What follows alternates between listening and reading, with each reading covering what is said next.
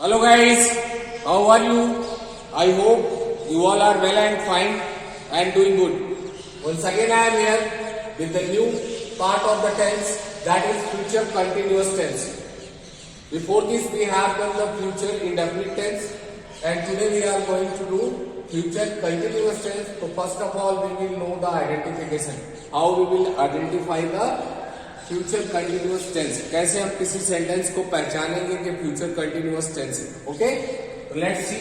तो इसके लिए हमारा आइडेंटिफिकेशन जो है वो क्या होगा? यूज ऑफ विल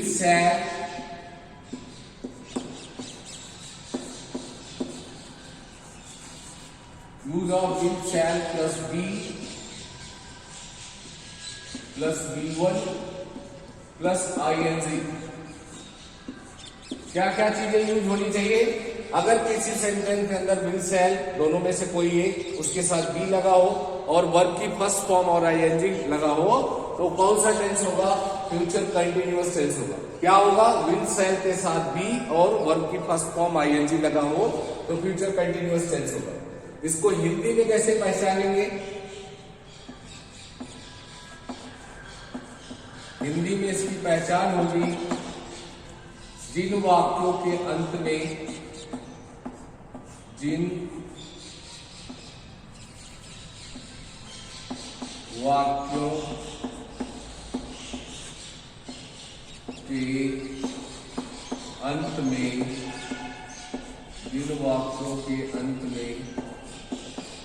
रहा होगा,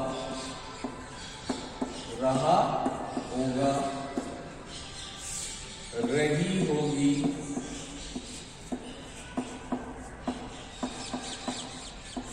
रहे होंगे,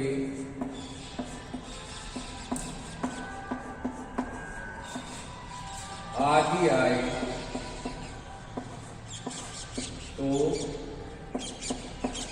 वह फ्यूचर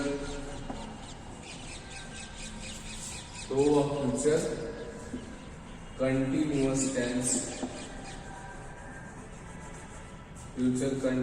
टेंस कहलाता है.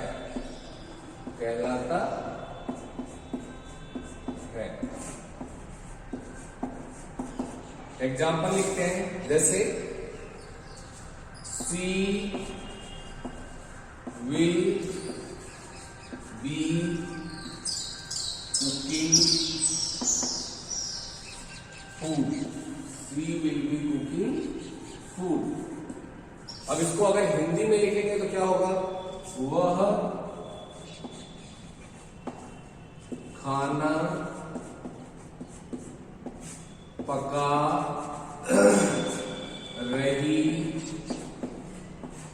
होगी. वह खाना पका रही होगी. सिंपल. वह खाना पका रही होगी. हमने आपको आइडेंटिफिकेशन में क्या बताया था? Use of will shall plus be plus B1 plus ING. तो यहाँ देख लो, सब्जेक्ट के साथ क्या यूज हुआ? विल यूज हुआ है तो इसी है, उसके साथ बी लगा है, वर्ब की फर्स्ट फॉर्म कुक है, उसमें ING लगा है. ठीक है, ये तो कंप्लीट हो गया इंग्लिश का. और इंग्लिश में मैंने बताया था जिन वाक्यों के अंदर रहा होगी, रहा होगा, रहे होंगे. यहाँ देखो, रही होगी आया है, तो रही होगी, रहे होंगे, रहा होगा, ऐसा आएगा तो वो फ्यूचर कंटिन्यूअस टेंस होता है. Okay guys, now we will see the formula and examples of the future continuous tense of affirmative sentence. Let's see. Okay guys, now we will see the future continuous tense affirmative sentences के formula और उनके examples को लिखेंगे. तो कैसे होता है इसका formula? सबसे पहले लिखेंगे subject plus will shall plus B plus B1 plus ING plus object plus full stop. क्या क्या लिखेंगे? सब्जेक्ट लिखेंगे, विल शैल लिखेंगे, उसके साथ बी लगाएंगे, वर्ब की फर्स्ट फॉर्म ING और ऑब्जेक्ट लिखेंगे. किस टेंस के लिए हम लोग कर रहे हैं? Future continuous tense affirmative sentence के लिए, ठीक है। Subject will shall plus be plus B1 plus ING plus object. Let's see this examples, कुछ एग्जांपल्स के साथ करते हैं। जैसे Radha will be singing a song. Radha will be singing a song. तो हमने फॉर्मूले में लिखा, सबसे पहले सब्जेक्ट लिखेंगे तो सब्जेक्ट राधा लिख दिया, विल शैल दोनों में से कोई एक लगाएंगे तो राधा के साथ विल लगेगा, विल लगा दिया। फिर बी ऐड करना था, बी ऐड कर दिया। वर्ब की फर्स्ट फॉर्म लिख दिया, ING लगाना था उसमें ING भी लगा दिया। उसके बाद ऑब्जेक्ट लिख दिया सॉन्ग। अगर इसको हिंदी में ट्रांसलेट करेंगे तो क्या होगा? राधा एक गीत गा रही होगी। राधा एक गीत गा रही होगी। राधा एक गीत गा रही होगी। ओके गाइस, अगला एग्जांपल देखते हैं। मोहन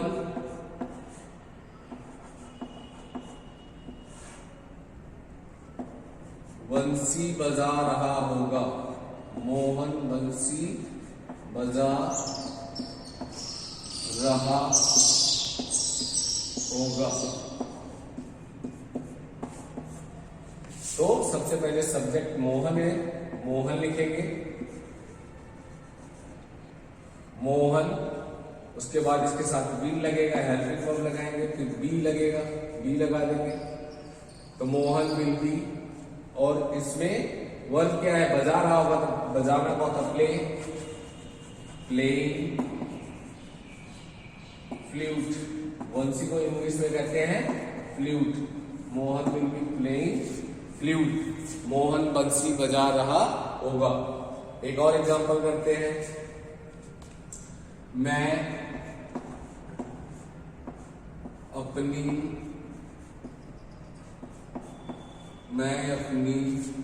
किताब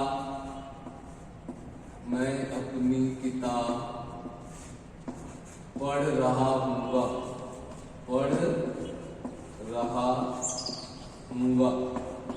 मैं अपनी किताब पढ़ रहा हूँगा।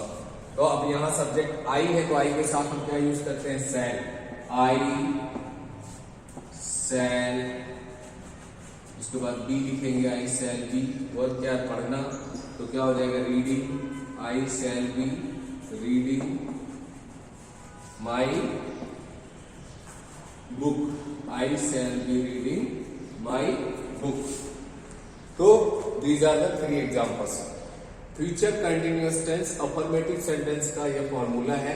Subject will shall plus be plus B1 ING plus object. और उसके एग्जाम्पल्स हैं, Radha will be singing a song. Radha एक गीत गा रही होगी। मोहन बंसी बजा रहा होगा। Mohan will be playing flute. मैं अपनी किताब पढ़ रहा हूँगा। I shall be reading my book. Okay guys, I hope it is clear to all of you. If any doubt, you can write in the comment box, then I will reply to you. Okay? Now we will practice some of the Hindi sentences. Let's see. Okay guys, I have written here 4 sentences. First sentence is Anamika एक पत्र लिख रही होगी। Second sentence is बच्चे मैदान में खेल रहे होंगे। Third sentence is हम विद्यालय जा रहे होंगे। And fourth sentence is वह अपना काम पूरा करता होगा। Now we will translate it into English one by one. First sentence, Anamika एक पत्र लिख रही होगी। तो हम सबसे पहले सब्जेक्ट लिखेंगे। क्या है सब्जेक्ट? अनामिका। उसके बाद सब्जेक्ट लिखने के बाद हेल्पिंग वर्ब लगाएंगे। यहाँ पे लिखेंगे अनामिका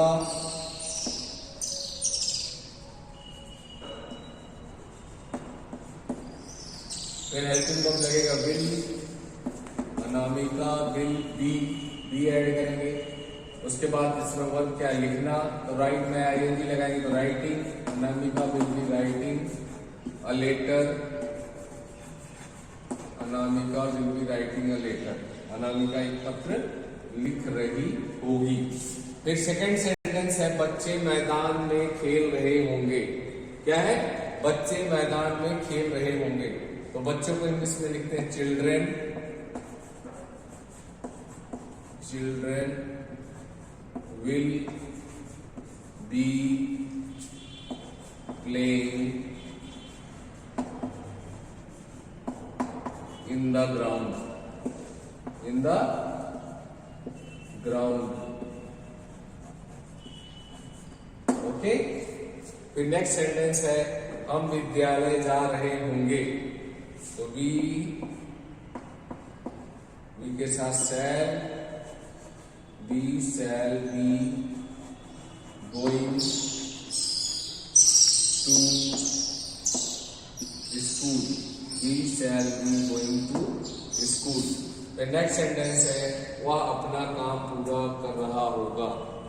तो वह की इंग्लिश होती he will be completing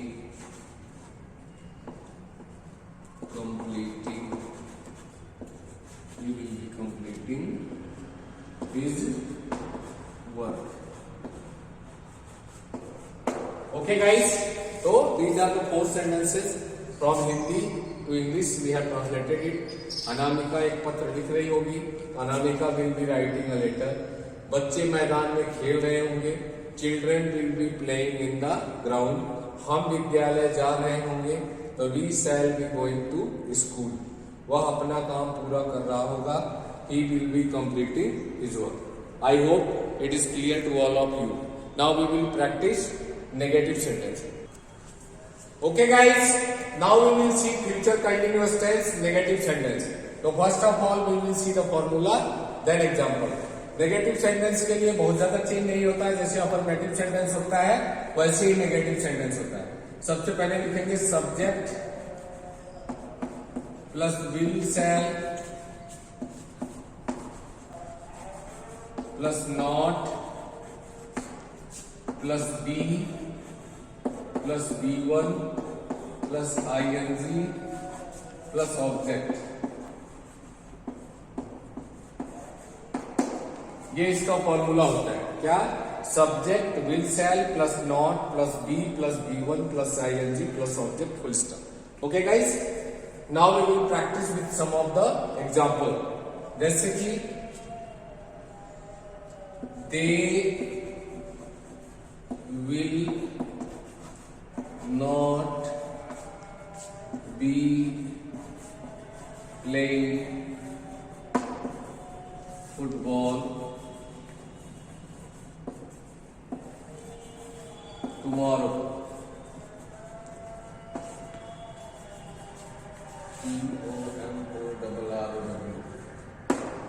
तो क्या लिखा हमने?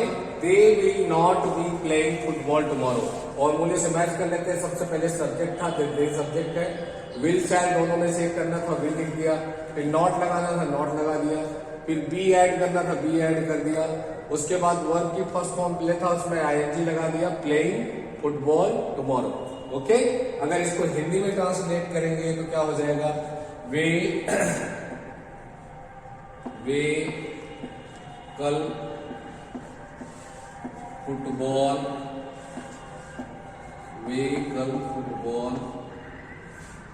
नहीं खेल रहे होंगे। नहीं खेल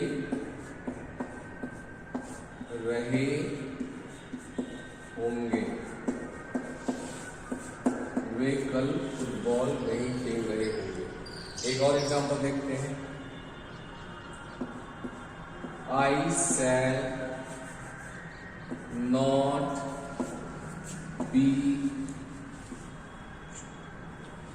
shall not be eating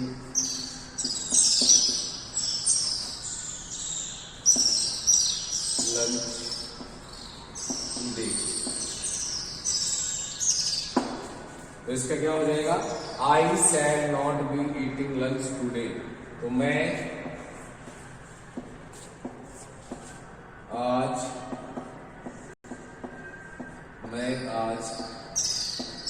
दोपहर का खाना, मैं आज दोपहर का खाना नहीं खा रहा हूँगा, खा रहा हूँगा। ओके, एक और एग्जांपल करते हैं। क्या लिखा मैंने? I shall not be eating lunch today, मैं आज दोपहर का खाना नहीं खा रहा हूँगा। ठीक है, एक और करते हैं। रमेश आज बाजार नहीं जा रहा होगा, नहीं जा रहा होगा। अब इस बार हमने हिंदी में लिख दिया, पहले इसको ट्रांसलेट करेंगे इंग्लिश में। तो सबसे पहले सब्जेक्ट क्या है? रमेश, तो रमेश लिखेंगे, रमेश, रमेश लिख दिया हमने। अब क्या करेंगे? विल शैल लगाएंगे तो विल लगेगा, रमेश विल, फिर नॉट लगाएंगे, फिर बी, फिर verb to first form ING, going to market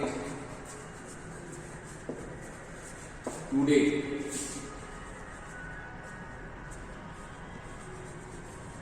क्या हो गया? Ramesh will not be going to market today, Ramesh आज बाजार नहीं जा रहा होगा। Okay guys, I hope it is clear to all of you. Future continuous tense का नेगेटिव सेंटेंस हम लोगों ने देखा, उसका फॉर्मूला लिख दिया। Subject will shall not be D1 ING object, उसके बाद they will not be playing football tomorrow, वे कल फुटबॉल नहीं खेल रहे होंगे। I shall not be eating lunch today, मैं आज दोपहर का खाना नहीं खा रहा हूँ। रमेश बाजार नहीं जा रहा होगा, Ramesh will not be going to market today. Okay, I hope it is clear to all of you. You all have enjoyed the session and understood the topic very well. Even if any doubt, you can write to me, then I will give you proper solution.